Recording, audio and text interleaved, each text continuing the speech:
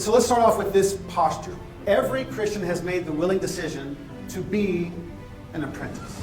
Every single one of us at some point, as we encountered God, as we encountered Christ, we said, my life would be better if I followed you more closely. And so we said, I'm going to follow you. Help me. So when we talk about this, all of us, regardless of our age, every single one of us, we have signed up to be an apprentice, and we are still in our apprenticeship.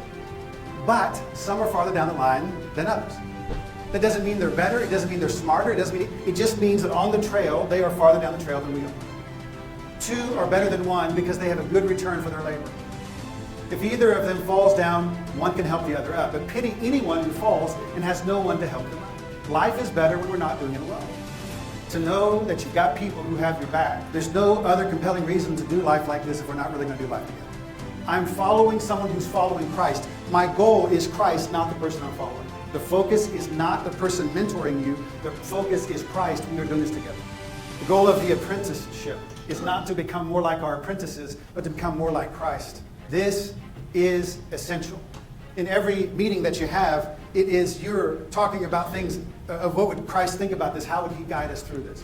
Because when we go into this 1 hour, that is not just a good conversation. It is a conversation with purpose, and the purpose is an action step. Sometimes in the faith community, we think that someone going to a therapist somehow means they didn't have enough faith, and I think that is stupid. For the vast majority of people, a good conversation with a friend has almost the exact same efficacy as a conversation with a counselor. But sometimes things are more complicated than that.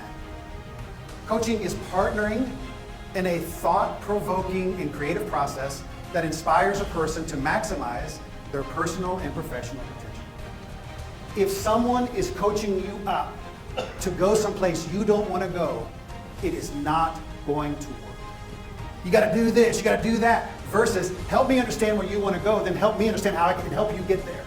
Tell me who you want to be, and then we can figure out what can we do to pursue that. What should the goals be of a 91-year-old man? He refused to plateau, remained coachable, remained a learner. And being a learner implies humility. And you know that humility always connects people and arrogance always separates them. If we're talking about what can we do to not just stay on defense the rest of our lives, but to do something that is on offense as well. Every one of us in this room has knowingly walked away from God's will at some point in our lives, and some of us farther than others. I don't believe people caught in sin or people caught in an addiction are loving it. The sins that we are in are often the coping mechanisms that we came up with because we couldn't stand the pain.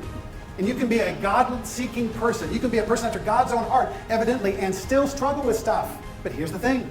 If you have nowhere to go with it, your world gets smaller, and smaller, and smaller, and smaller. So imagine a place of freedom. Imagine a place where I can be real, that requires trust and safety, that what you say to me is not going to go beyond this conversation.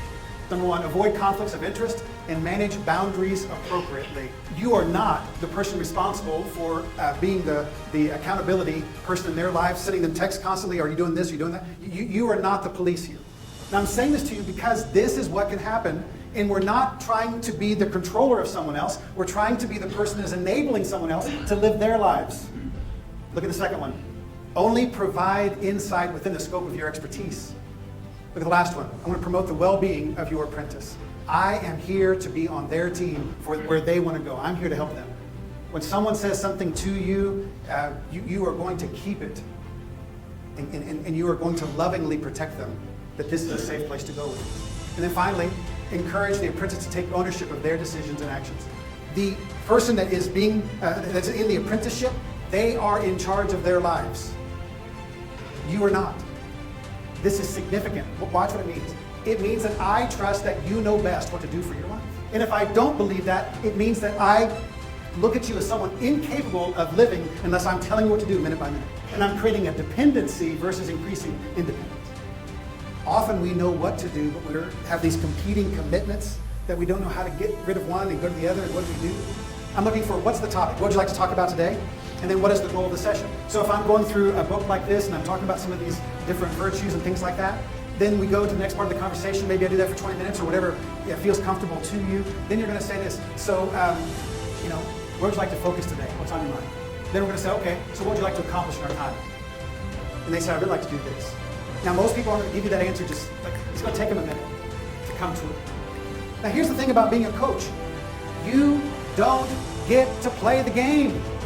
You are dedicated to someone else's success. And the only way you can succeed is if they succeed. What I'm trying to get across is, I mean, you are in this role in somebody else's life. Think about how few people in your life have stood up beside you and said, I'm with you, I'm on your team. But here, before we do that though, just imagine 20, 30 years down the road at Memorial Road, after a program like this, after mentoring between men has been going on for 20, 30 years in this church.